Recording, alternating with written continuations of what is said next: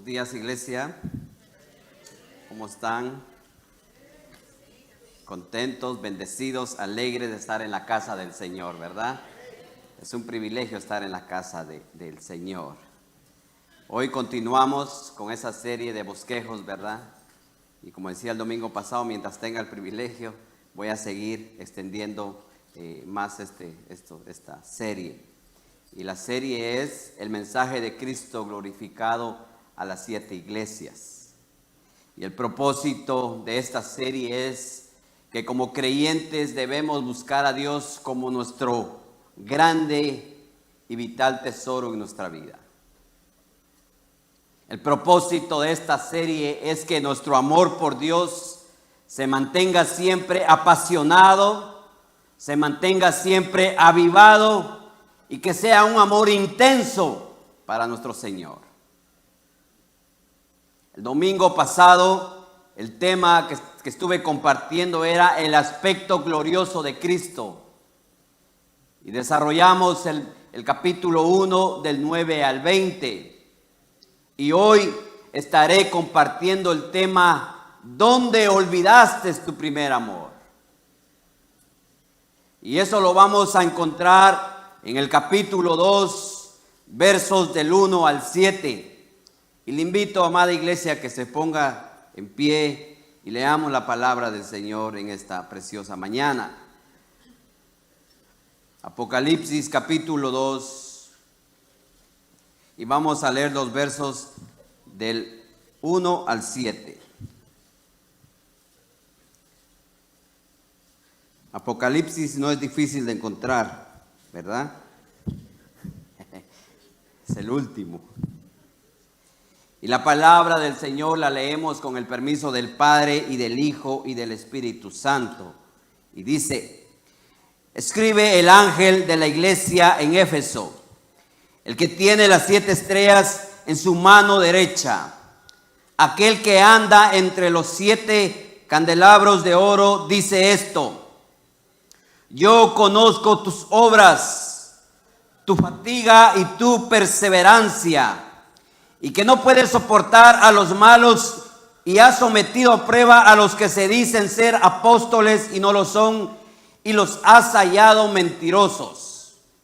Tienes perseverancia y has sufrido por mi nombre y no has desmayado. Pero tengo esto contra ti, que has dejado tu primer amor. Recuerda, por lo tanto, de dónde has caído y arrepiéntete y haz las obras que hiciste al principio. Si no, vendré a ti y quitaré tu candelabro de su lugar si no te arrepientes. Sin embargo, tienes esto, que aborreces las obras de los nicolaítas, las cuales yo también aborrezco. El que tiene oído, oiga lo que el Espíritu dice a las iglesias. Y una gran promesa: al vencedor le daré a comer del árbol de la vida que está en el paraíso de Dios. Que el Señor añada bendición a su bendita palabra. Pueden sentarse, hermanos.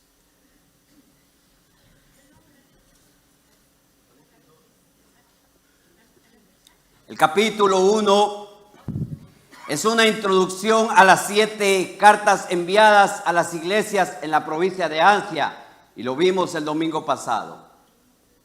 Vimos el domingo pasado que Jesucristo se dirige a Juan en la isla de Patmos y le dice 2 veces que escriba cartas a las 7 iglesias de la tierra.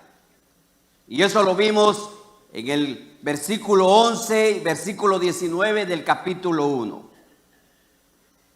También vimos, hermanos, el domingo pasado que Cristo se le revela a Juan, ya no como el Cordero, ya no como aquel hombre que caminó con ellos y comió con ellos, padeció con ellos.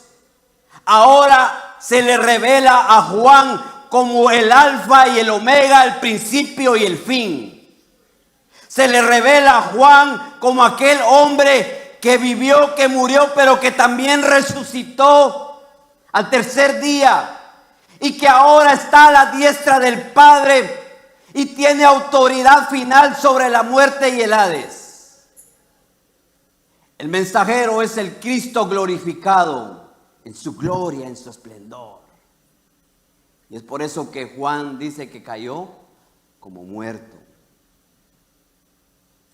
Las tres primeras iglesias, Éfeso, Esmirna y Pérgamo, concluyen las cartas individuales con promesas. Las últimas 4, que son Tiatira, Sardis, Filadelfia y Laodicea, concluyen con el mandato de oír, de escuchar con atención lo que el Espíritu dice a las iglesias. Jesucristo alaba y reprocha a 4 congregaciones: Éfeso, Pérgamo, Tiatira y Sardis. Alaba a 2, a Esmirna y Filadelfia, y reprende a 1, Laodicea. Estas 7 iglesias, hermanos, son representativas de la iglesia universal. Estas 7 iglesias representan todas las iglesias a nivel mundial. Representa a todas las denominaciones. Las 7 cartas, hermanos, van dirigidas a todos los lugares donde se reúne el pueblo de Dios para rendir adoración a nuestro Señor Jesucristo, como lo estamos haciendo hoy. Así que esta carta no solo iba para ellos, va para todos. Y con esto en mente, hermanos, pasemos a ver una breve reseña de la ciudad de Éfeso, los primeros destinatarios de esta carta. Éfeso fue la ciudad más importante a lo largo de la costa de Asia Menor. Muchos tenían puertos ideales, pero Éfeso era la reina entre las comunidades costeras. Éfeso tenía mucha riqueza que provenía del comercio. Sin embargo, a la mitad del primer siglo, el puerto comenzó a llenarse de suciedad, comenzó a llenarse de lodo. Esto hacía que su comercio se fuera reduciendo drásticamente. Y por más que hacían el intento de limpiarlo, los esfuerzos fueron en vano y abandonaron dicha limpieza. Y el motivo de esa actitud era que el comercio era muy exitoso, era muy fructífero en Éfeso. Éfeso gozaba, hermanos, de una riqueza enorme.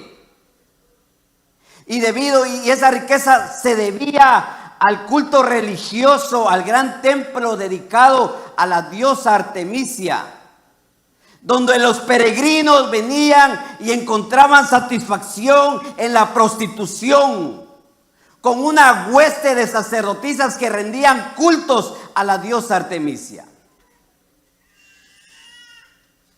Pero a medida que pasaron los años, el puerto se llenaba cada día más de tanta suciedad.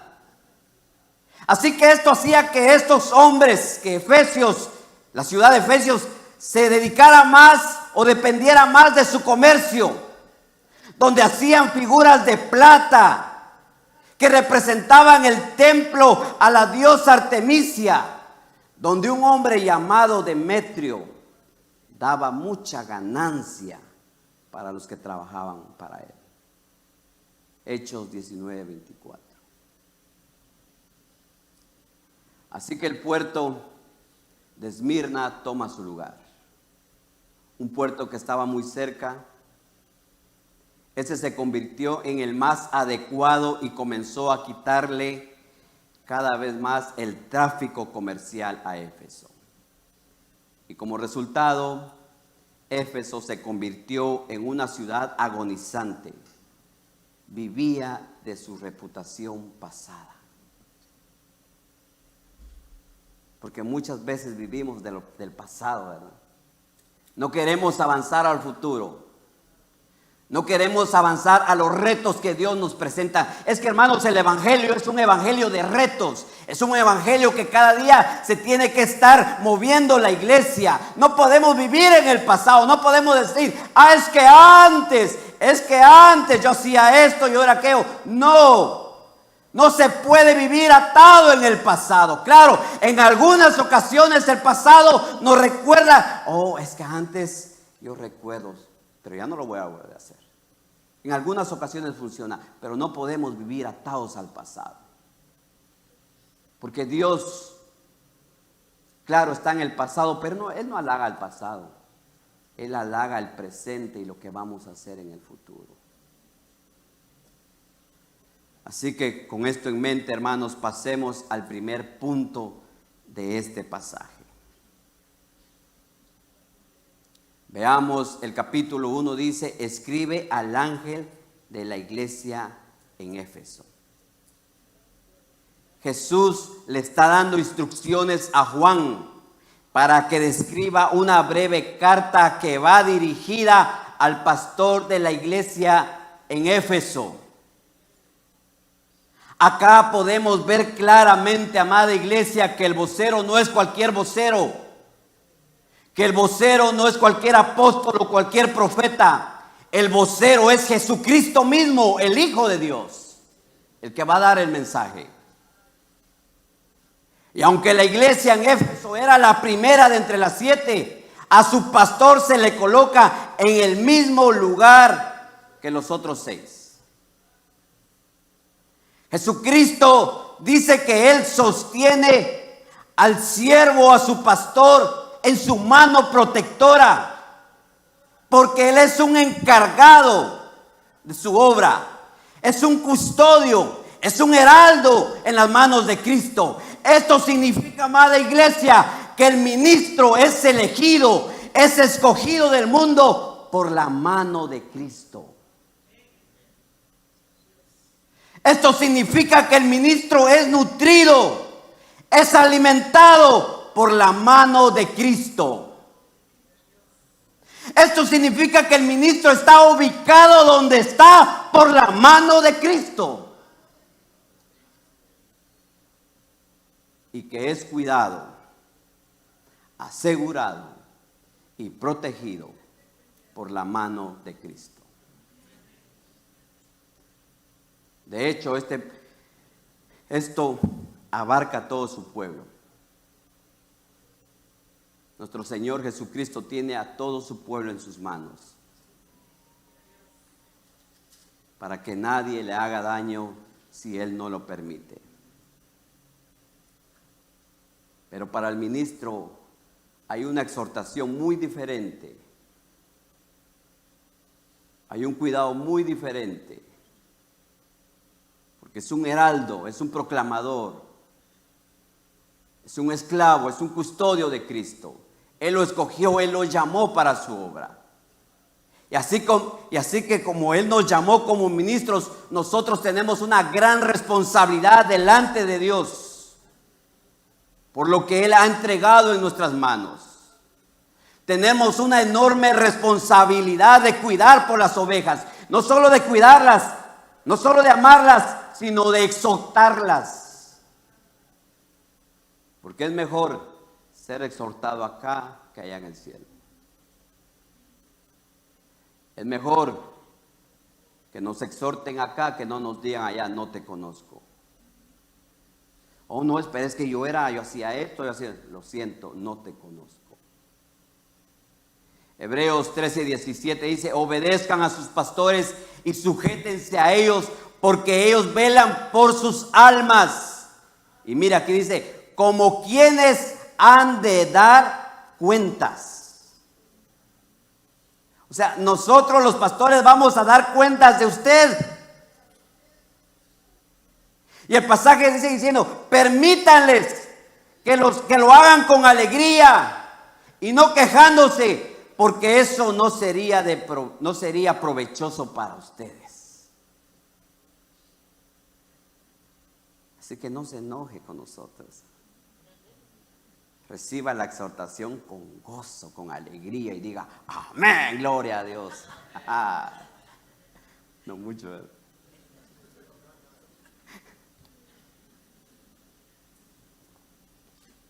Y el pasaje sigue diciendo: aquel que anda entre los 7 candeleros de oro dice esto. Los candeleros de oro son los miembros de las iglesias donde constantemente posa el ojo de Cristo. Y lo vimos en los versos 12, 13 y 20 del capítulo 1. Esto significa que usted y yo como iglesia somos la esposa que espera la llegada del esposo, y el esposo que es Cristo espera que su esposa se permanezca fiel, que permanezca honesta y que permanezca pura. Hermanos, Jesucristo desea que nosotros como iglesia hagamos que su luz brille en la oscuridad, que brille donde Él nos ha puesto. Mateo 18:20 dice: porque donde 2 o 3 se reúnen en mi nombre, allí estoy yo en medio de ellos. Aquí está el Señor. A la par suya está el Señor. Cuando usted está en su casa con su hijo alabando al Señor, allí está el Señor. Muchas veces decimos: no, es que estoy solo en mi casa. No, se ha equivocado, no está solo. Con usted está el Espíritu Santo. No está solo. Número 2, el elogio. Comienza el mensajero a elogiar a esa iglesia. Y dice: yo conozco tus obras, conozco tu fatiga y conozco tu perseverancia. Y conozco que tú no puedes soportar a los malos y que los has sometido a pruebas a los que dicen llamarse apóstoles y no lo son, y los has hallado mentirosos. Jesucristo comienza a elogiar a esta iglesia, y esto es un claro ejemplo para nosotros como padres de familia. Porque muchas veces nosotros, iglesia, comenzamos a regañar a nuestros hijos antes de elogiarlos. Comenzamos a decirle: es que tú no me haces caso, no limpias tu casa, por más que te hablo, no entiendes, te digo que te levantes temprano, no te levantas. Empezamos con un sinfín de cosas y en ningún momento le decimos las cualidades de nuestro hijo. No le decimos: hijo. Yo le decía a Abraham hoy para mañana. Abraham me decía: ¿pero qué es eso, papi? Entonces le digo: mírale, yo te voy a elogiar a ti. ¿Cómo es eso? Ok. Tú eres un niño muy inteligente, ya juegas bien a la pelota, pero hay veces que no me haces caso.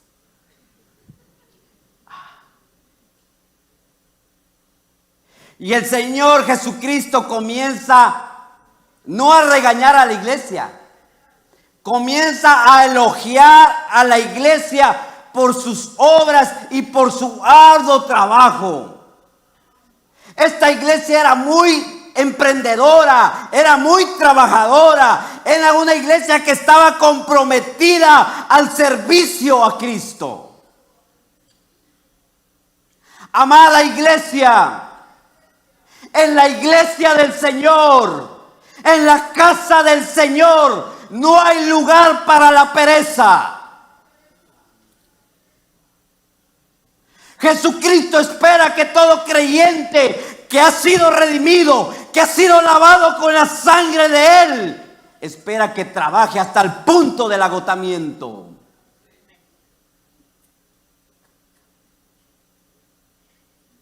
Recuerde que Cristo lleva el registro de cada gramo de energía que gastamos.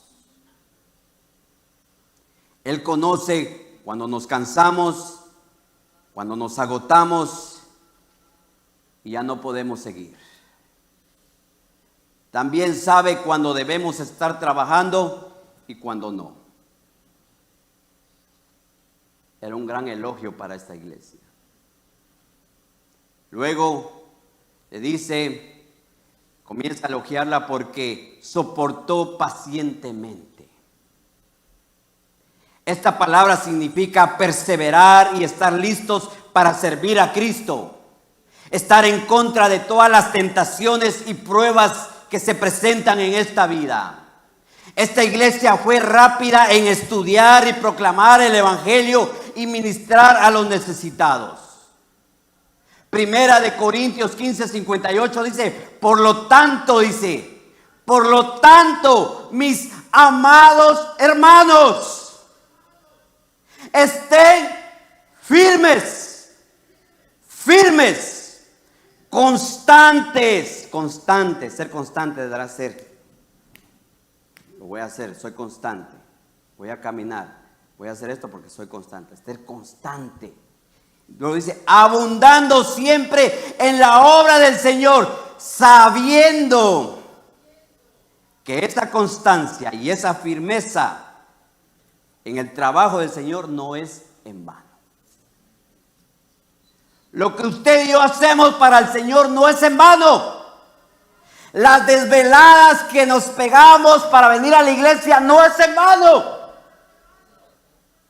El cansancio cuando ya no queremos ir a visitar un grupo familiar, hermano, tiene su recompensa. No es en vano.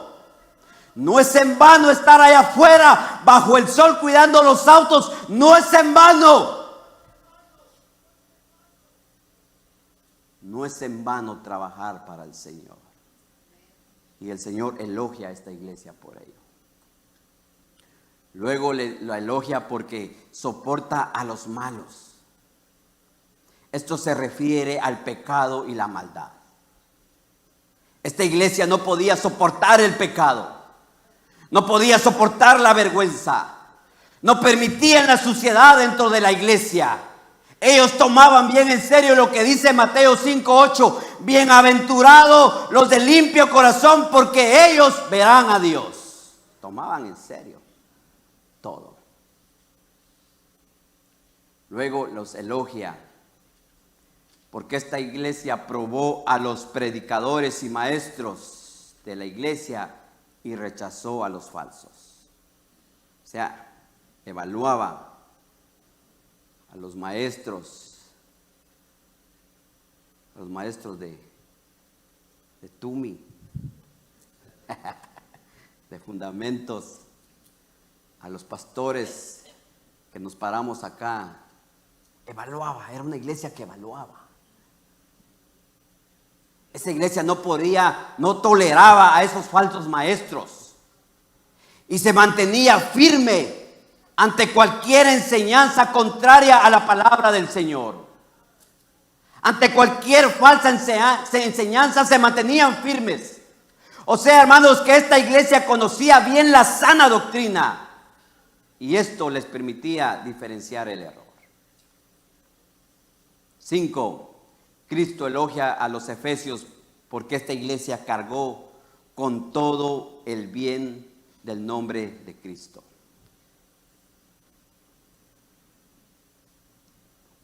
Este versículo conmueve mi corazón, iglesia.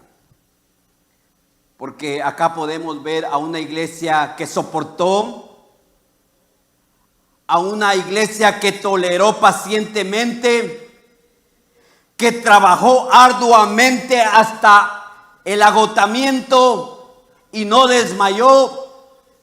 Pero la pregunta es, ¿por qué aguantaron tanto? ¿Por qué sufrieron tanto? ¿Por qué permanecían firmes? ¿Por qué hacían esto? Y la respuesta es clara, amada iglesia. Lo hacían por el nombre de Cristo. Lo hacían todo por amor a Cristo, por el nombre de Cristo. Luego los elogia porque esta iglesia aborrecía algo que el Señor aborrecía también. Y ellos aborrecían las obras de los nicolitas. ¿Quiénes eran estos? No se sabe con exactitud, pero se piensa que acentuaban dos cosas. Número uno, que Cristo dejó atrás la ley del Antiguo Testamento e instituyó la ley de la libertad cristiana. 2, que el alma y el espíritu del hombre era mucho más importante que el cuerpo. Así que ellos daban rienda suelta al cuerpo y se les olvidaba que usted y yo somos templo y morada del Espíritu Santo. Y hoy en día la gente se le olvida eso, hace con su cuerpo lo que quiera hacer. Y se le olvida que ahí está el Espíritu Santo. El punto es esto, hermanos. La iglesia de Éfeso había predicado y enseñado contra el error de estos hombres, de los nicolitas. Esta iglesia eran sólidos desde el punto de vista doctrinario. Sostenían con firmeza la verdad de Cristo y la palabra de Dios. La pregunta es, ¿acaso no es una imagen de una iglesia verdadera?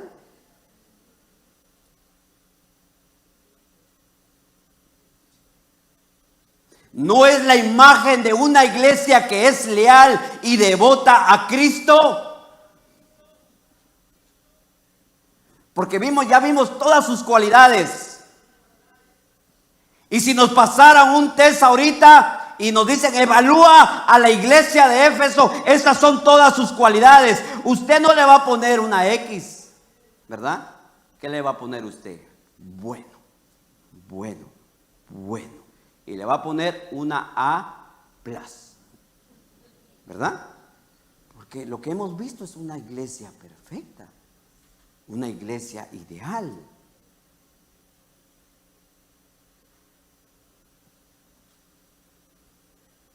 Pero, aquí hay un pero. Siempre hay el pero, ¿verdad? ¿A cuántos les gusta el pero? No, ¿verdad? Eres muy eficiente en tu trabajo. Me gusta cómo trabajas. Me gusta cómo tú te mueves, que avanzas, pero llegas tarde al trabajo.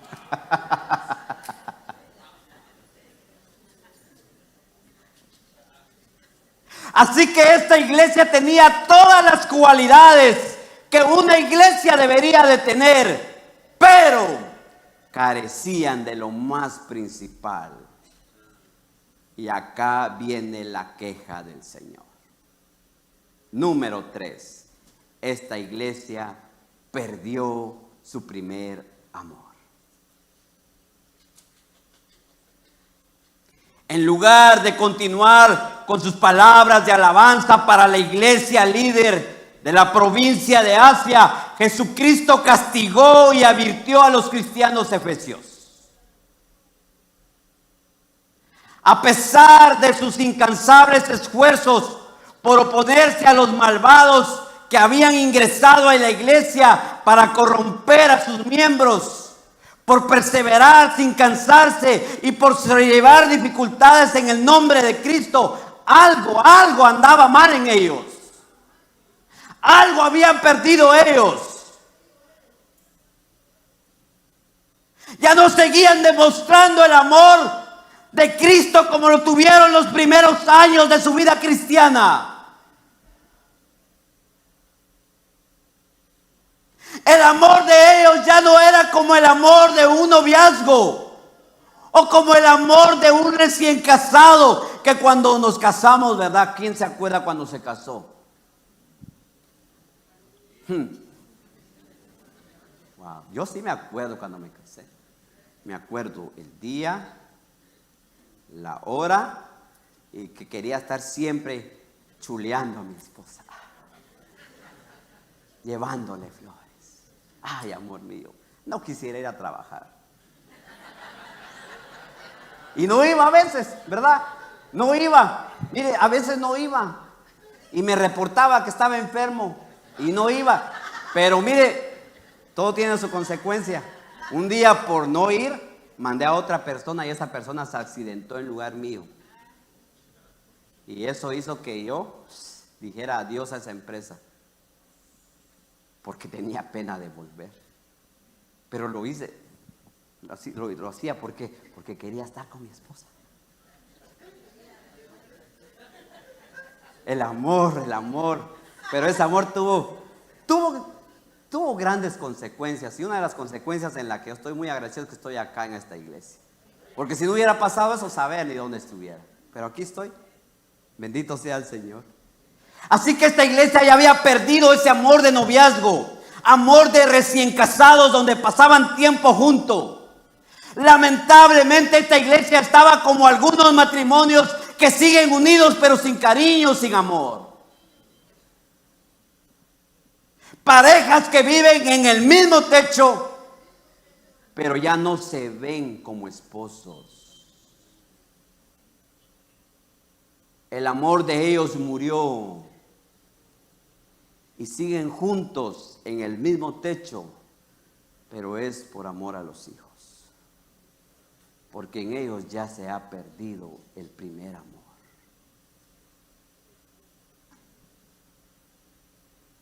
Y la pregunta para nosotros es: ¿cómo está el fuego o la pasión por Cristo en nuestra vida? ¿Será que está como los recién casados, que no se cansan de halagarse el uno al otro y no se cansan de mirarse a los ojos y no se cansan de mirar, de decirse cosas bonitas y decirse que se aman?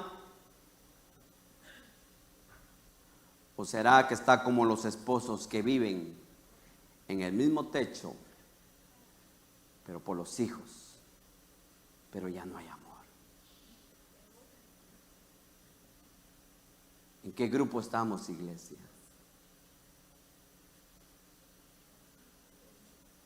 ¿En qué grupo estamos en este momento? El apóstol Pedro se vio confrontado con la gran pregunta que Jesús le hizo cuando le dijo: Pedro, ¿me amas? Pedro, ¿me amas, Pedro?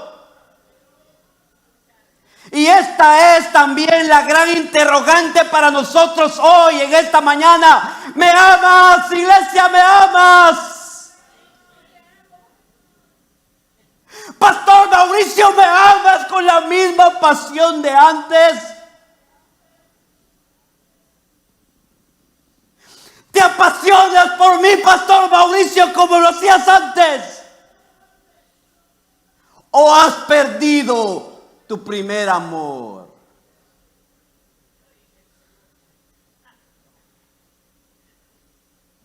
Es una mañana para autoevaluarnos cómo estamos delante del Señor.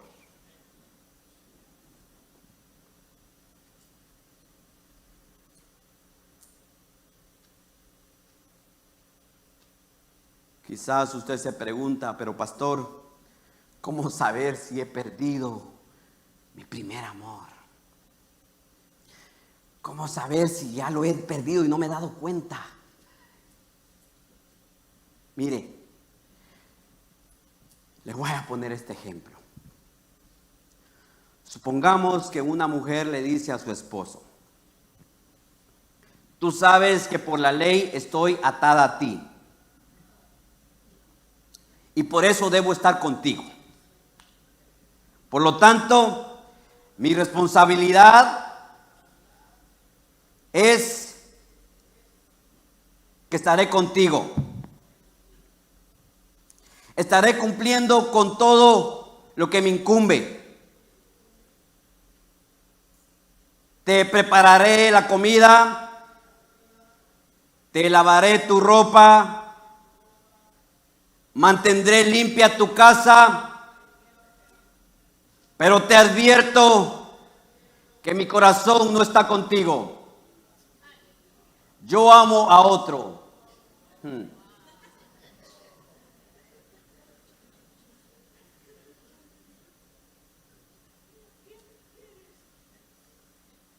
Cualquier hombre, al describir que el corazón de su esposa pertenece a otro, la abandona.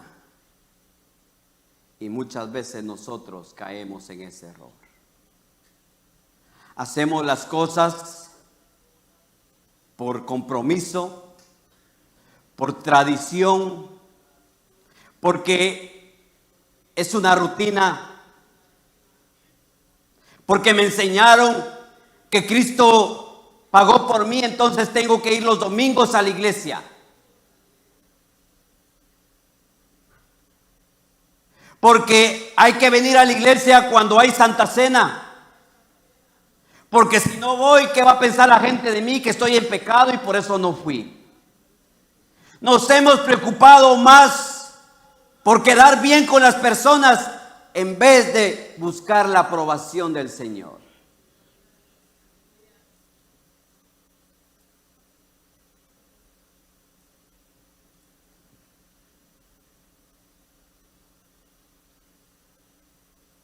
Cuando perdemos el primer amor, todo es obstáculo para nuestra vida. Cuando perdemos el primer amor, ya no venimos con esas ansias de escuchar la voz del Señor, sino comenzamos a cuestionar: es que hay mucho calor ahí en esa iglesia, no hay aire acondicionado, no se ve bien, el sonido no se escucha. Comenzamos a cuestionar, a poner peros.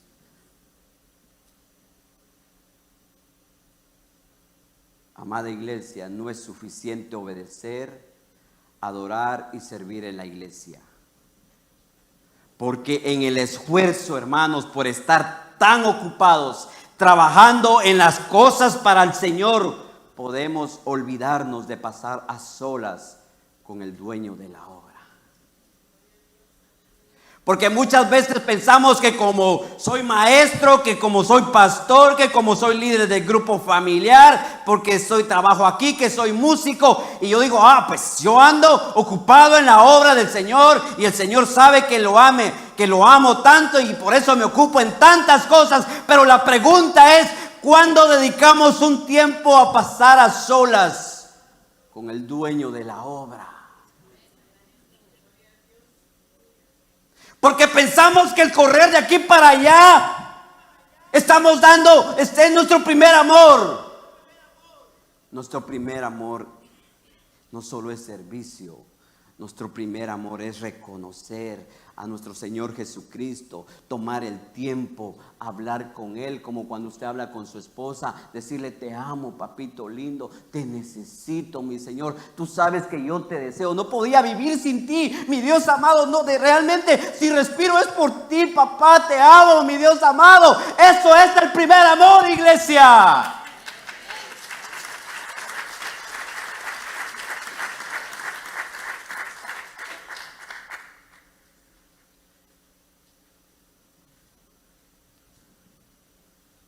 Deuteronomio 10:12 dice: ahora, Israel, ¿qué quiere de ti el Señor tu Dios? Sino que andes en todos sus caminos, que lo ames.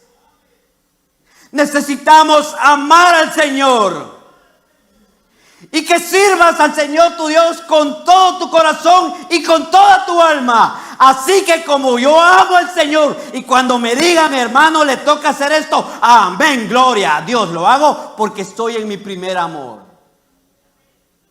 Cuando amamos al Señor no hay excusas para decir: no puedo, no quiero, no tengo. Cuando está esa llama, el primer amor, sí puedo, aunque no tenga, yo veo cómo lo consigo, aunque no pueda, pues yo le rebusco. Ese es el primer amor, iglesia. Amar al Señor a pesar de lo que no podamos hacer. Intentar.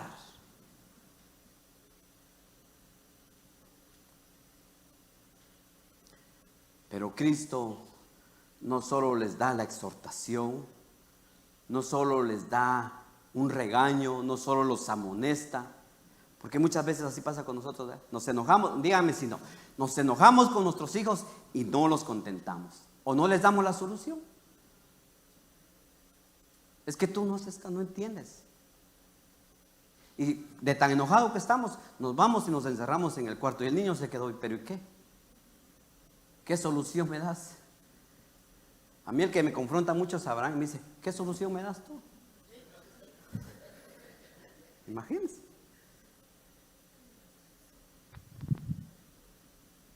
Así que Cristo le da la solución al problema.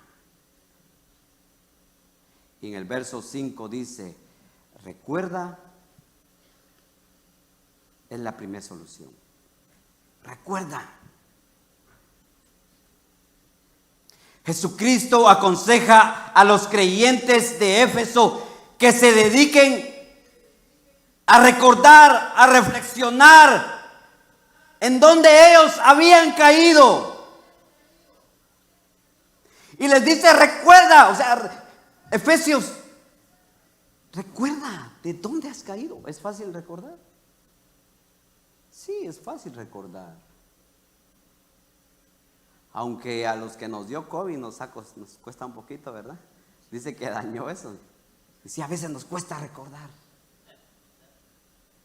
Pero hermanos, aquí el Señor le dice a Efesios, recuerda dónde dejaste tu primer amor, dónde olvidaste tu primer amor. Efesios, recuerda, analiza, piensa, medita. ¿Dónde dejaste tu primer amor? Acuérdate dónde o quién te hizo dejar tu primer amor.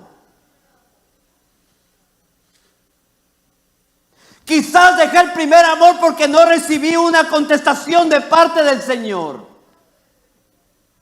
Quizás perdí el amor porque el Señor no respondió a mi oración. Y el ser amado al que yo amaba se fue. Y eso hizo que perdiera mi primer amor. Y es por eso que le dice, recuerda de dónde has caído. Recuerda, es como cuando usted se va a caer. Usted se cae aquí en la grada. Usted ya no va a pasar ahí, porque no quiere caerse. Usted busca y dice, no, ya no paso porque me voy a caer. Entonces el Señor dice, iglesia, recuerda. Recuerda dónde perdiste tu primer amor, iglesia. ¿Dónde?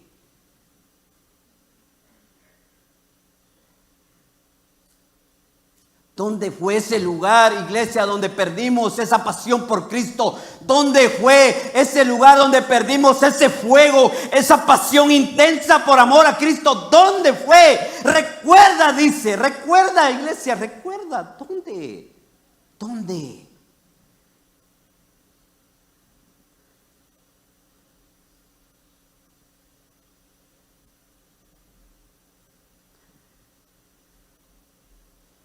Recuerda y haz las primeras obras. Recuerda que cuando tenías tu primer amor, el frío no te impedía venir a la iglesia porque ibas, porque añorabas estar en la casa de Dios. Recuerda que antes, cuando tenías 5 hijos, venías a la casa de Dios, el papá traía 2 y tú traías 3 y ahí estabas. Recuerda que así lo hacías, pero ahora tu hijo es un impedimento para venir a la casa de Dios. Recuerda dónde dejaste ese primer amor.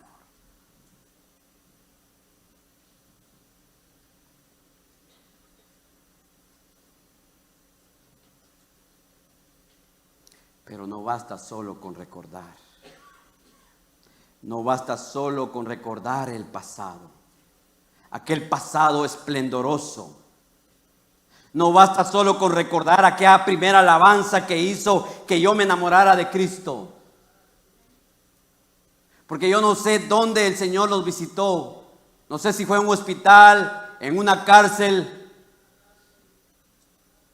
o por medio de una alabanza. Yo no sé dónde usted encontró su primer amor.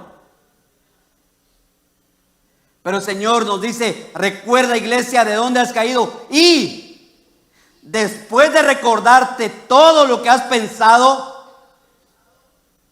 después de meditar y reflexionar de todo lo que te ha hecho perder el primer amor, número 2, arrepiéntete.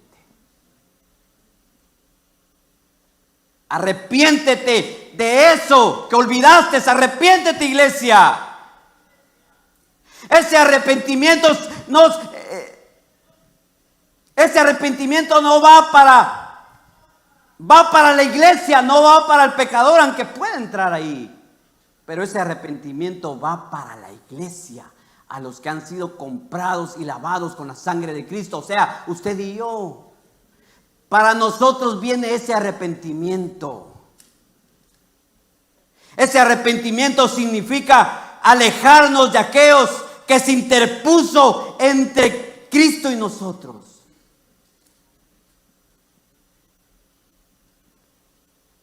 Eso significa que si antes yo me iba a la cama y quería ver las noticias, las veía después. Ahora es tiempo de arrepentirnos, apagar el televisor y dedicar tiempo al Señor. Ese arrepentimiento implica que antes pasaba horas en el Facebook toda la noche.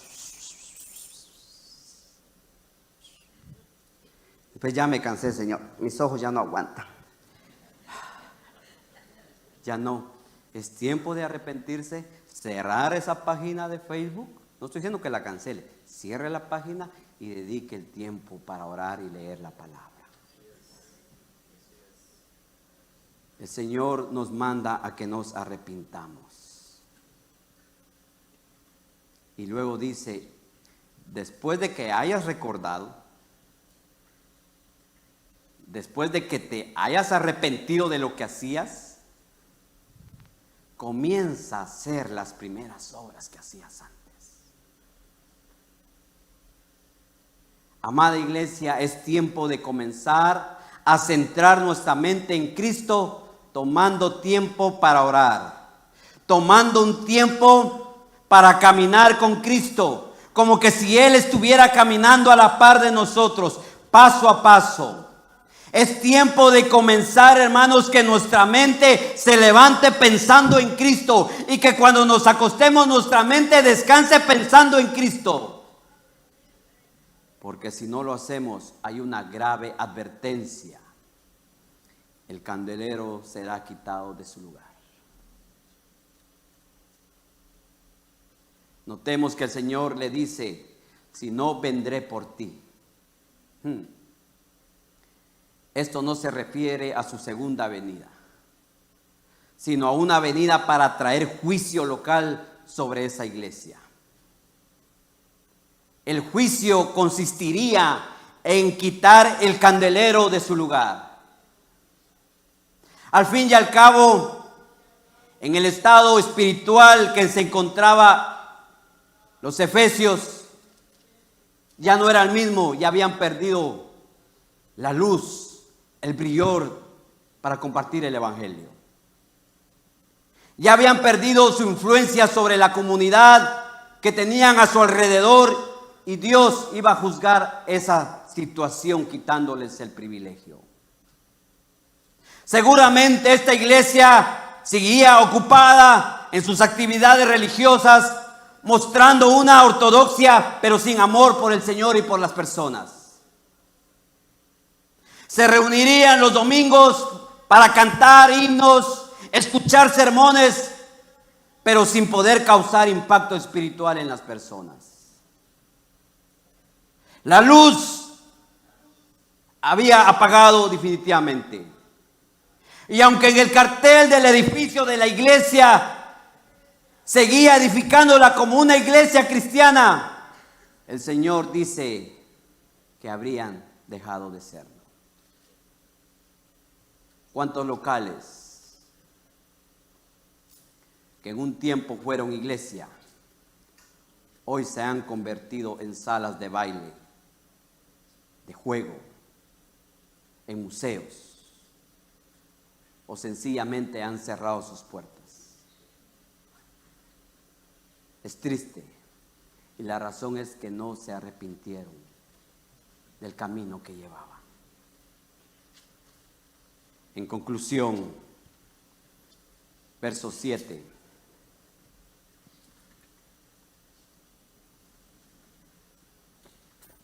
El Señor nos dice en esta mañana: el que tiene oído, oiga lo que el Espíritu dice a las iglesias.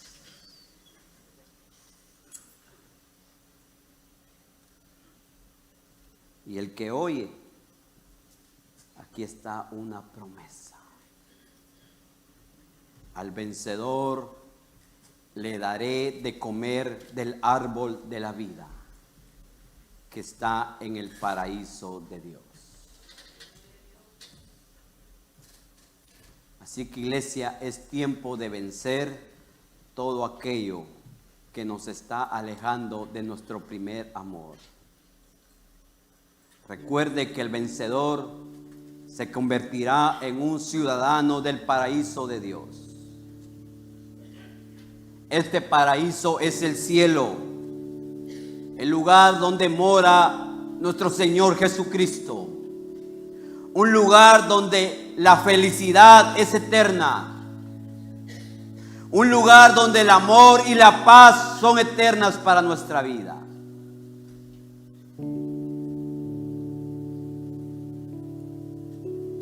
Cierre sus ojos, amada iglesia.